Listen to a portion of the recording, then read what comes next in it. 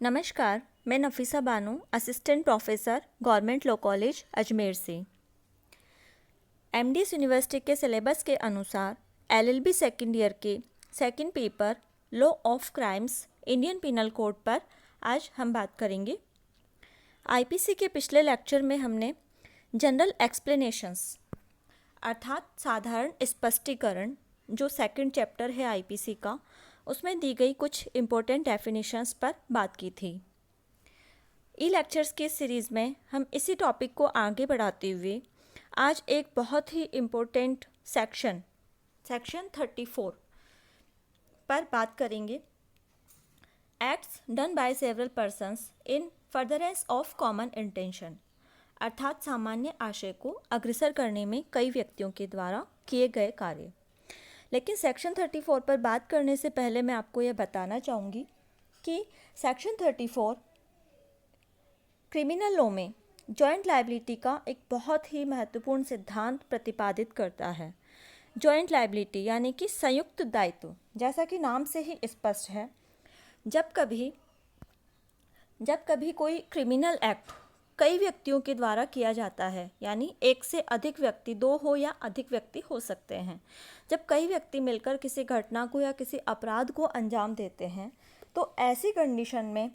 उन सभी व्यक्तियों के दायित्व को निर्धारित करने के लिए यहाँ पे एक सिद्धांत की हम बात कर रहे हैं, जिसे कि हम कहते हैं प्रिंसिपल ऑफ जॉइंट लायबिलिटी। जैसा कि आईपीसी में मतलब कुछ ऐसे प्रोविजंस दिए गए हैं इस जॉइंट लायबिलिटी के सिद्धांत से संबंधित, जो कि एक ऐसे व्यक्ति के दायित्व को निर्धारित करते हैं जो कि दूसरे अन्य व्यक्तियों के साथ मिलकर कोई अपराध करता है, जैसा कि मैंने आपको बताया। और ऐसे सभी जो प्रोविजंस हैं उनमें जॉइंट लायबिलिटी सृजित की जाती है, यानी सभी का एक संयुक्त दायित्व सृजित किया जाता है, क्योंकि ऐसी कंडीशन में जिन व्यक्तियों ने मिलकर उस अपराध को अंजाम दिया है उन सभी का इंटेंशन या तो कॉमन होता है या फिर उन सभी का ऑब्जेक्ट कॉमन होता है। यानी आईपीसी के अंतर्गत क्रिमिनल लायबिलिटी का विनिश्चय, यानी जो अपराध में शामिल होने वाले व्यक्ति है उन सभी व्यक्तियों के आपराधिक दायित्व का विनिश्चय इस बात पर डिपेंड करता है कि कोई व्यक्ति किसी अपराध से किस प्रकार से जुड़ा हुआ है या संबंधित है। तो सामान्य रूप में एक व्यक्ति किसी अपराध से 4 प्रकार से संबंधित हो सकता है।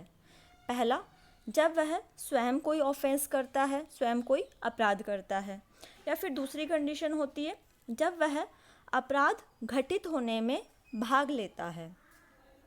तीसरी कंडीशन है जब वह अपराध कारित करने के उद्देश्य से किसी तीसरे पक्ष को प्रेरित करता है, यानी यहाँ पे वह स्वयं ऑफेंस नहीं कर रहा बल्कि स्वयं अपराध नहीं करके किसी थर्ड पार्टी से उस अपराध को करवाता है। चौथी कंडीशन होती है जब वह अपराध घटित होने के पश्चात अभियुक्त को न्याय से छुपाने का प्रयास करता है। जैसा कि हमने देखा यहाँ पे जो 4 कंडीशंस दी हुई है जिनमें कोई व्यक्ति किसी अपराध से संबंधित हो सकता है, इनमें से जो तीसरी और चौथी कंडीशन या तीसरी और चौथी जो श्रेणी दी गई है ये लॉ ऑफ अबेटमेंट से संबंधित है, यानी कि दुष्प्रेरण विधि से संबंधित है। क्यों? क्योंकि यहाँ पे ऑफेंस ना तो खुद एक्यूज़ के द्वारा किया जा रहा है और ना ही उसके द्वारा उसमें पार्टिसिपेट किया जा रहा है, बल्कि वो यहाँ पे या तो ऑफेंस किसी और से करवा रहा है या किसी और के द्वारा किए गए ऑफेंस को छिपाने की कोशिश करता है। तो ये सभी यहाँ पे थर्ड और फोर्थ कैटेगरी में आने वाली जो कंडीशन है यहाँ पे ये दुष्प्रेरण विधि से संबंधित है। और आज का हमारा जो टॉपिक है इसमें हम सिर्फ श्रेणी नंबर यानी कि कैटेगरी नंबर 2 की बात करेंगे, क्योंकि इस कंडीशन में क्या है कि जो एक्यूज़ है वह कैटेगरी नंबर 2 के अंदर जो जब कोई व्यक्ति किसी अपराध से संबंधित होता है तो वह स्वयं तो ऑफेंस नहीं कर रहा बल्कि ऑफेंस में स्वयं नहीं करके बल्कि दूसरे व्यक्तियों के साथ मिलकर उसमें भाग ले रहा है।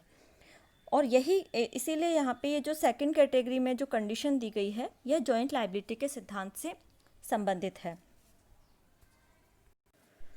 जबकि अगर स्वयं अपराधी के द्वारा कोई अपराध किया जाता है या कोई मतलब स्वयं अपराधी के द्वारा जब कोई कार्य किया जाता है तो वह श्रेणी नंबर फर्स्ट यानी कैटेगरी नंबर फर्स्ट के अंतर्गत आते हैं,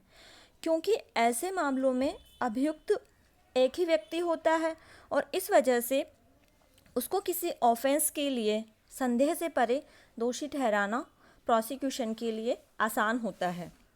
लेकिन जब एक से अधिक व्यक्ति मिलकर किसी क्रिमिनल एक्ट को करते हैं, यानी जब दो या अधिक व्यक्ति मिलकर कोई आपराधिक कृत्य को कर रहे हैं, तो ऐसी कंडीशन में उनमें से प्रत्येक को दोषी ठहराना डिफ़िकल्ट हो जाता है, ख़ास तौर से तब जबकि प्रत्येक व्यक्ति के पास एक ही प्रकार के वेपन हो। यानी कि जब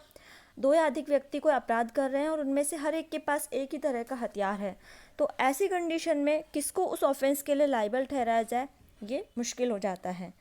और क्योंकि ऐसी कंडीशन में जब उनके पास एक ही तरह के हथियार हैं, तो ऐसी कंडीशन में क्या होता है कि जो विक्टिम की या जो पीड़ित होता है उसकी जो इंजरी रिपोर्ट आती है उससे यह तो स्पष्ट हो जाएगा कि उसके किस किस जो इंजर्ड है उसके किस किस बॉडी पार्ट में कितनी चोटें आई है,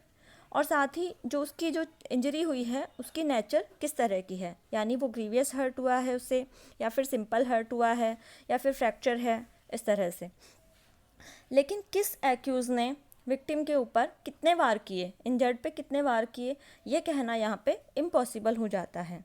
तो इन सभी कंडीशंस में उनमें से प्रत्येक व्यक्ति की जिम्मेदारी को निर्धारित करने के लिए इंडियन पिनल कोड की सेक्शन 34 से 38 तक तथा सेक्शन 149 में जॉइंट क्रिमिनल लायबिलिटी से संबंधित सिद्धांत उल्लिखित किए गए हैं। अब हम बात करेंगे सेक्शन 34 की। Section 34, as per section 34, when a criminal act is done by several persons in furtherance of the common intention of all, each of such persons is liable for that act in the same manner as if it were done by him alone। अर्थात जबकि कोई आपराधिक कार्य कई व्यक्तियों के द्वारा अपने सबके सामान्य आशय को अग्रसर करने में किया जाता है, तब ऐसे व्यक्तियों में से हर व्यक्ति उस कार्य के लिए उसी प्रकार दायित्वाधीन है मानो वह कार्य अकेले उसी ने किया हो। यानी सेक्शन 34 में बताया गया है कि जब कोई आपराधिक कार्य यानी कोई अपराध एक से अधिक व्यक्तियों के द्वारा किया जा रहा है और उन सभी का के द्वारा उस अपराध को अपना उन सबका जो कॉमन इंटेंशन है उसको अग्रसर करने में किया जा रहा है, तो ऐसे कंडीशन में उस अपराध में भाग लेने वाला हर एक व्यक्ति उसके लिए उसी प्रकार से जिम्मेदार ठहराया जाएगा मानो वह कार्य उन सब ने मिलकर न किया हो बल्कि उसने अकेले ही किया हो। यानी यहाँ पे जिम्मेदारी हर एक व्यक्ति की जिम्मेदारी होगी और उसी तरह से होगी मानो उसने साथ मिलकर न करके बल्कि अकेले ही उस कार्य को किया हो। इस तरह से यहाँ पे सबका एक संयुक्त दायित्व भी होगा प्लस इंडिपेंडेंट भी होगा। तो सेक्शन 34 के अंतर्गत जो जॉइंट लायबिलिटी के सिद्धांत को लागू करने के लिए क्या क्या शर्तें आवश्यक हैं, अगर हम इस पे बात करें तो सबसे पहले यहाँ पे होना चाहिए एक क्रिमिनल एक्ट। दूसरा, उस क्रिमिनल एक्ट को एक से अधिक व्यक्तियों के द्वारा किया गया हो, यानी जो क्रिमिनल एक्ट किया गया है वह उसमें कम से कम 2 या अधिक अपराधी शामिल हुए हो और उन्होंने सम्मिलित रूप से उस आपराधिक कृत्य को किया हो। क्रिमिनल एक्ट ऐसे व्यक्तियों के द्वारा सभी के सामान्य आशय को अग्रसर करने हेतु किया गया हो। यहाँ पे सामान्य आशय की अगर हम बात करें तो उस आपराधिक कृत्य को करने के लिए उसमें शामिल होने वाले सभी व्यक्तियों के जब चित्त का मिलन होता है, यानी उनके जो माइंड होते हैं उनकी मीटिंग होती है, तो सभी व्यक्तियों के चित्त का मिलन यानी मीटिंग ऑफ माइंड प्लस उन सभी के बीच में प्री अरेंज्ड प्लान यानी पूर्व निर्धारित योजना का होना यहाँ पे कॉमन इंटेंशन कहलाता है। तो अगर हम सेक्शन 34 की असेंशियल कंडीशंस की बात करें तो जो क्रिमिनल एक्ट किया गया है वो उन सब व्यक्तियों को के द्वारा सभी के सामान्य आशय को अग्रसर करने में किया गया हो और ऐसे व्यक्तियों के बीच में सामान्य आशय पूर्व निर्धारित योजना के अंतर्गत होना चाहिए, यानी उनके बीच में प्री अरेंज्ड प्लान भी होना चाहिए। और अपराध के सभी कथित अभियुक्तों की किसी न किसी प्रकार से सक्रिय भागीदारी अर्थात एक्टिव पार्टिसिपेशन होना जरूरी है। यानी किस अभियुक्त ने कितना ज़्यादा मतलब उसमें पार्टिसिपेशन किया या कम पार्टिसिपेशन किया, ये मैटर यहाँ पर नहीं करता सेक्शन 34 के तहत जॉइंट लायबिलिटी के प्रिंसिपल को लागू करने के लिए। अपराध के घटित होने से पहले कथित सभी अभियुक्तों के चित्त का मिलन, यानी कि उन सबका इंटेंशन एक जैसा होना चाहिए, कॉमन इंटेंशन होना चाहिए कि ये नहीं है कि एक इंसान तो जैसे किसी को मारना चाहता है, मिल के काम कर रहे हैं लोग, चार पांच लोग मिल के काम कर रहे हैं, और जैसे किसी पे उन्होंने अटैक किया है तो एक इंसान का इंटेंशन तो उसको जान से ख़त्म करना है, जबकि दूसरे का इंटेंशन सिर्फ उसके हाथ पैर तोड़ना है, जबकि तीसरे का इंटेंशन उसको सिर्फ लूटना हो। तो ऐसा नहीं होना चाहिए, उन सबकी मीटिंग ऑफ माइंड होना ज़रूरी है कि वो क्या चाहते हैं। 7th कंडीशन है इसकी, अपराध घटित होते समय सभी व्यक्तियों की